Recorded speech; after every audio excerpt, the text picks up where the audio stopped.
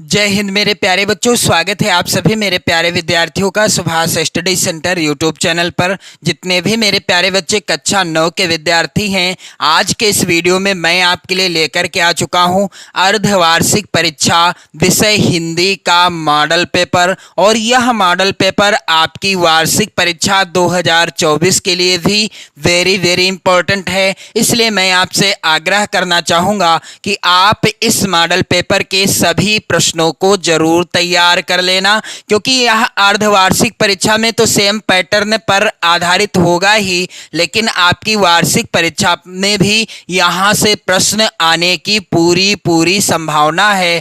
तो मेरे प्यारे बच्चों, यहां पर जैसा कि आप सभी देख पा रहे हैं, समय आपको 3 घंटे 15 मिनट का मिलेगा और पेपर का पूर्णांक रहेगा 70 अंकों का। यहां पर नोट में लिखा है प्रश्न पत्र 2 खंडों में विभाजित है, खंड का एवं खंड खा। खंड का में 20 अंक के 20 प्रश्न बहुविकल्पी हैं, यानी प्रत्येक प्रश्न यानी 20 जो प्रश्न आएंगे प्रत्येक प्रश्न 1 नंबर का होगा। और इस तरीके से आपको यहां से 20 नंबर मिलेंगे। और वो कब मिलेंगे? जब आप ये 20 प्रश्नों का उत्तर सही तरीके से OMR शीट में भरोगे और साथ ही साथ सही विकल्प का चुनाव करोगे। खंड बा में यानी खंड खा में 50 अंक के वर्णनात्मक प्रश्न दिए गए हैं, जिनका उत्तर आपको अपनी उत्तर पुस्तिका में लिखना है। तो खंड का के सभी प्रश्नों को मैं सॉल्व कराऊंगा और साथ ही साथ खंड यहां पर जो खा है इसके भी सभी प्रश्नों का आंसर आपको बताता चलूंगा। तो वीडियो काफी ज्यादा इंपॉर्टेंट है आप सभी के लिए। वीडियो को बिल्कुल भी स्किप मत करिएगा और वीडियो के लास्ट तक बने रहिएगा। वीडियो शेयर कर देना, अपने प्यार भरे कमेंट भी करते रहना। मैं चाहता हूं कि आप इन सभी मॉडल पेपर के प्रश्नों को अच्छे से तैयार कर लें और इनका आंसर कमेंट करके भी बताएं। तो मेरे प्यारे बच्चों, बहुविकल्पी प्रश्न, पहला प्रश्न है, निम्नलिखित में से कौन द्विवेदी कालीन गद्य लेखक या लेखिका है? विकल्प इस प्रकार से, महादेवी वर्मा, सरदार पूर्ण सिंह, सियाराम शरण गुप्त या अज्ञेय। तो राइट आंसर क्या होगा कि कौन है जो द्विवेदी कालीन गद्य लेखक है?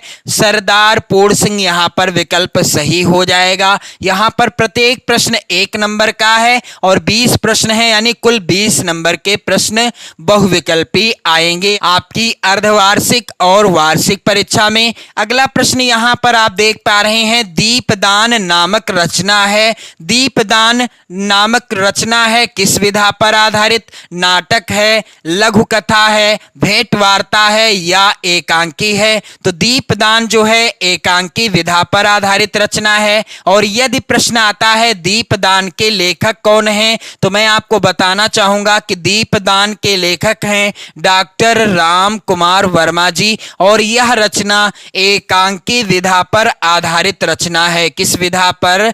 एकांकी विधा पर आधारित रचना है। मेरे प्यारे बच्चों, अगला प्रश्न वेरी इंपॉर्टेंट है, नदी के द्वीप किसकी रचना है? विकल्प पहला है मोहन राकेश की, अगला विकल्प अज्ञेय की, दूसरा विकल्प यानी तीसरा विकल्प हरिशंकर परसाई की, चौथा है डॉक्टर संपूर्णानंद की। तो नदी के द्वीप किसकी रचना है? सच्चिदानंद हीरानंद वात्स्यायन अज्ञेय जी की रचना है।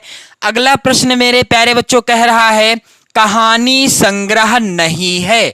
दिए गए विकल्पों में से कौन सी रचना है जो कहानी संग्रह नहीं है? चिता के फूल, शिकायत मुझे भी है, फांसी और शरणार्थी। तो शिकायत मुझे भी है यह एक व्यंग है, कहानी संग्रह नहीं है। बाकी चिता के फूल, फांसी और शरणार्थी ये सभी कहानी विधा पर आधारित रचनाएं हैं। अगला प्रश्न वेरी इंपॉर्टेंट है मेरे प्यारे बच्चों, पृथ्वीराज रासो के रचनाकार कौन हैं? यहां पर आप देख पा रहे हैं, पहला विकल्प भूषण, दूसरा विकल्प केशवदास, तीसरा चंदवरदाई और चौथा चौथा दलपति विजय। तो पृथ्वीराज रासो के रचनाकार चंदवरदाई जी हैं। यदि प्रश्न आ जाए पृथ्वीराज रासो किस युग की रचना है, तो यह वीर गाथा काल यानी आदिकाल भी जिसे कहा जाता है उस युग की रचना है। अगला प्रश्न है आदिकाल की रचना है, दिए गए विकल्पों में से कौन सी रचना है जो आदिकाल की है। पहला है विकल्प अखरावट, दूसरा विकल्प है खुमान रासो, तीसरा है छत्रसाल दशक, चौथा है दीपशिखा। तो खुमान रासो जो है रचना यह आदिकाल की रचना है। अगला प्रश्न मेरे प्यारे बच्चों आप लोग ध्यान देंगे, अमीर खुसरो कवि हैं। यहां पर पहला विकल्प है आदिकाल के, दूसरा है भक्ति काल के, तीसरा है रीतिकाल के, चौथा है आधुनिक काल के। तो अमीर खुसरो जो हैं यह किस काल के कवि हैं, तो ये आदिकाल के कवि हैं। अगला प्रश्न है मेरे प्यारे बच्चों, विनय पत्रिका की भाषा है अवधी है, ब्रज है, खड़ी बोली है या फिर भोजपुरी है। तो विनय पत्रिका की भाषा क्या है, अवधी है। यदि प्रश्न आता है विनय पत्रिका के रचनाकार कौन हैं, तो मेरे प्यारे बच्चों आप लोग ध्यान देंगे, विनय पत्रिका गोस्वामी तुलसीदास जी की रचना है। किसकी, गोस्वामी तुलसीदास जी की रचना है। अगला प्रश्न है मेरे प्यारे बच्चों, भक्ति काल की कृति है, दिए गए विकल्पों में से कौन सी रचना है जो भक्ति काल की रचना है। साकेत, पार्वती मंगल, कामायनी और पृथ्वीराज रासो। तो पार्वती मंगल जो रचना है यह भक्ति काल की रचना है। और यदि पूछा जाए पार्वती मंगल के रचनाकार, तो गोस्वामी तुलसीदास जी हो जाएगा सही उत्तर। अगला प्रश्न मेरे प्यारे बच्चों यहां पर आप लोग ध्यान देंगे, सूकर खेत स्थान संबंधित है किससे, कबीरदास से, सूरदास से, तुलसीदास से या केशवदास से। तो सूकर खेत तुलसीदास जी से संबंधित है, यानी सूकर खेत जो स्थान है यह तुलसीदास जी से संबंधित है। अगला है प्रश्न यहाँ पर, शुद्ध वर्तनी का चयन कीजिए। कौन सा जो है यहाँ पर विकल्प सही लिखा हुआ है, यानी शुद्ध रूप से लिखा है। तो यहाँ पर आप लोग ध्यान देंगे जो तीसरा वाला विकल्प है सृष्टि, यह शुद्ध रूप में लिखा है। और इनमें से कौन सा जो है शुद्ध रूप से है, यानी सभी भारतीय गीता के महात्म्य से परिचित हैं। तो यहाँ पर सही जो है ये जो है आप देख पा रहे हैं अशुद्ध है। तो शुद्ध कौन सा है, दिए गए विकल्पों में से आप लोग ध्यान देंगे महात्म्य, यहाँ पर जो दूसरा वाला विकल्प है सही उत्तर हो जाएगा। अगला प्रश्न है, निम्न में से तत्सम शब्द कौन सा है। तो आपको कमेंट करके बताना है कि दिए गए विकल्पों में से कौन सा है जो तत्सम शब्द है। अगला प्रश्न मेरे प्यारे बच्चों, अथ का विलोम शब्द क्या है, अंत, इति, अर्थ या अध। तो अथ का विलोम शब्द क्या है, इत हो जाएगा। और अनिल का पर्यायवाची शब्द क्या है, चक्रवात, पावस, पवन या अनल। तो अनिल का पर्यायवाची क्या हो जाएगा मेरे प्यारे बच्चों, आप लोग ध्यान देंगे पवन हो जाएगा। अगला प्रश्न है, समास का शाब्दिक अर्थ होता है संक्षेप, विस्तार, विग्रह या विच्छेद। तो समास का शाब्दिक अर्थ क्या होता है, संक्षेप होता है। अगला प्रश्न है, अंगूठी का नग होना का अर्थ क्या है, बहुत सुंदर, छिपा हुआ, बहुत प्रिय या बहुत कीमती। तो जो बहुत कीमती चीज होती है या बहुत प्रिय चीज होती है वह होती है अंगूठी का नग।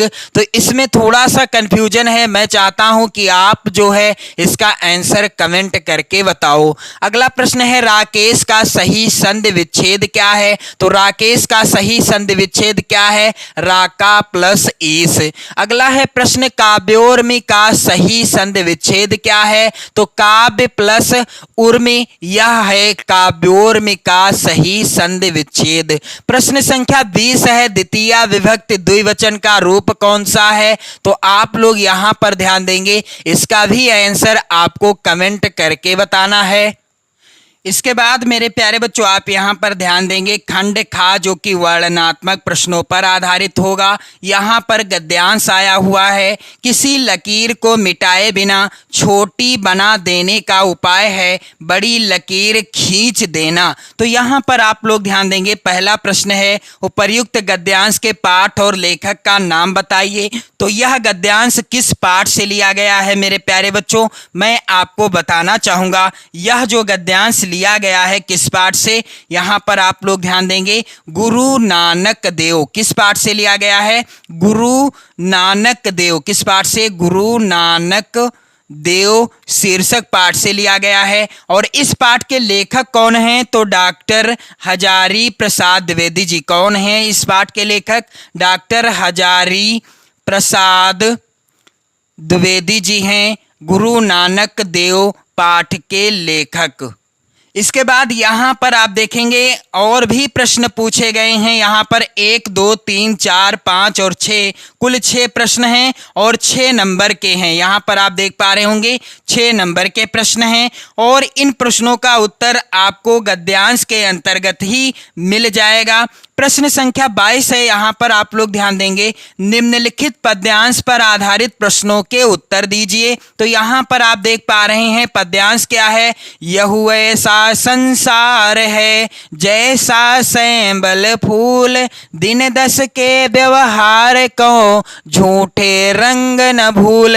और यहाँ पर आप देख पा रहे हैं पद्यांश पर आधारित हैं 3 प्रश्न। तो मैं सबसे पहले आपको बता दूं कि यह किस पाठ से है। यह साखी शीर्षक पाठ से है और कबीर दास जी के द्वारा रचित है। और इस पाठ को मैंने कंप्लीट पढ़ा दिया है, वीडियो आप चैनल की प्लेलिस्ट में देख पाएंगे। 6 नंबर का यहाँ पर पद्यांश आएगा और यहाँ पर 3 प्रश्न दिए गए हैं। इस दोहे का आशय यानी इसका अर्थ स्पष्ट कीजिए। तो आप चैनल की प्लेलिस्ट के द्वारा वीडियो देख लीजिए, अर्थ मैंने बताया है। उपर्युक्त पंक्तियों में कौन सी बोली है? तो सदुक्कड़ी बोली है। और इनमें से कौन सा रस है? इनमें यानी कौन रस है? तो यहाँ पर शांत रस है। मैंने आपको पूरा क्लियर करा दिया। इसके बाद प्रश्न संख्या 23 का आएगा, निम्नलिखित संस्कृत गद्यांश का संदर्भ सहित हिंदी अनुवाद अपने शब्दों में कीजिए। तो रामकृष्ण एक विलक्षणः महापुरुषः अभवत। तो यहाँ पर आप लोग ध्यान देंगे, यह जो गद्यांश है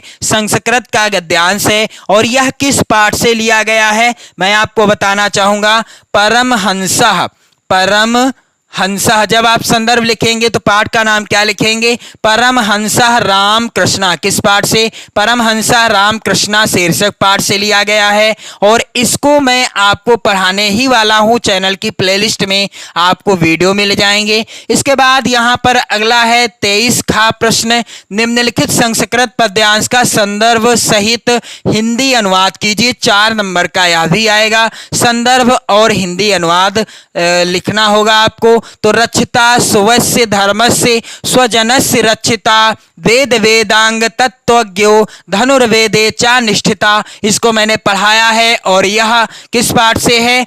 पुरुषोत्तमः। आप लोग ध्यान देंगे, पुरुषोत्तमः रामः नामक पाठ से लिया गया है यह श्लोक। और मैं चाहता हूं कि आप चैनल की प्लेलिस्ट के द्वारा अपनी संस्कृत की भी नोट्स कंप्लीट कर लें वीडियो के द्वारा। इसके बाद प्रश्न आएगा 24 नंबर का, दीपदान एकांकी के आधार पर उसकी नायिका यानी पन्नाधाय का चरित्रांकन कीजिए। 5 नंबर का प्रश्न होगा और मेरे प्यारे बच्चों इसका भी वीडियो आप चैनल की प्लेलिस्ट में देख लीजिएगा। इसके बाद मेरे प्यारे बच्चों 25 का के अंतर्गत प्रश्न आएगा इस तरीके का, निम्नलिखित लेखकों में से किसी एक का जीवन परिचय देते हुए उनकी किन्हीं 2 रचनाओं का नाम लिखिए। तो आपको यहां से मिलेंगे 4 नंबर जब आप किसी एक लेखक का जीवन परिचय और उनकी 2 रचनाओं के नाम लिखोगे। तो यहाँ पर महादेवी वर्मा, प्रेमचंद और हजारी प्रसाद जी का नाम दिया गया है। अगला है प्रश्न 25 का, निम्नलिखित कवियों में से किसी एक का जीवन परिचय देते हुए उनकी किन्हीं 2 रचनाओं का उल्लेख कीजिए। तो यहाँ पर 4 नंबर आपको मिलेंगे जब आप किसी एक कवि का जीवन परिचय और उनसे संबंधित 2 रचनाओं को लिखोगे। तो मैथिली सरल गुप्त, मीराबाई और जयशंकर प्रसाद जी का नाम यहाँ पर दिया गया है। अगला प्रश्न संख्या 26 आएगा मेरे प्यारे बच्चों, अपनी पाठ्य पुस्तक से, यहाँ पर से होगा, कंठस्थ किया हुआ कोई एक श्लोक लिखिए जो इस प्रश्न पत्र में ना आया हो। 2 नंबर का प्रश्न आएगा। अगला प्रश्न संख्या 27 आएगा, निम्नलिखित प्रश्नों में से किन्हीं 2 प्रश्नों के उत्तर संस्कृत में दीजिए। 4 नंबर यहाँ यहाँ से आपको मिलेंगे जब आप किन्हीं दो प्रश्नों का उत्तर संस्कृत में लिखोगे। फिर इसके बाद प्रश्न संख्या 28 आएगा, निम्नलिखित में से किसी एक की विभक्ति और वचन बताइए, 2 नंबर का प्रश्न होगा। प्रश्न संख्या 29 इस प्रकार से आएगा, निम्नलिखित में से किन्हीं दो वाक्यों का संस्कृत में अनुवाद कीजिए, 4 नंबर का यहाँ पर प्रश्न आपको देखने को मिलेगा। जब आप दो वाक्यों का संस्कृत में अनुवाद करोगे तो 4 नंबर आपको मिलेंगे। फिर प्रश्न संख्या 30 है, बेसिक शिक्षा अधिकारी को प्राइमरी शिक्षक के पद के लिए आवेदन पत्र लिखिए अथवा फीस माफ करने के लिए प्रधानाचार्य को एक पत्र लिखिए। 5 नंबर का प्रश्न आएगा, आपको किसी एक प्रश्न का उत्तर देना होगा। तो इस वीडियो में मैंने आपको हिंदी विषय के अर्धवार्षिक परीक्षा के मॉडल पेपर को पूरा हल करा दिया है और यह मॉडल पेपर आपकी वार्षिक परीक्षा 2024 के लिए भी महत्वपूर्ण है। मेरे प्यारे बच्चों, आप लोग वीडियो शेयर कर देना, लाइक कर देना, अपने प्यार भरे कमेंट भी करते रहना। पढ़ते रहें, मस्त रहें, स्वस्थ रहें। जय हिंद।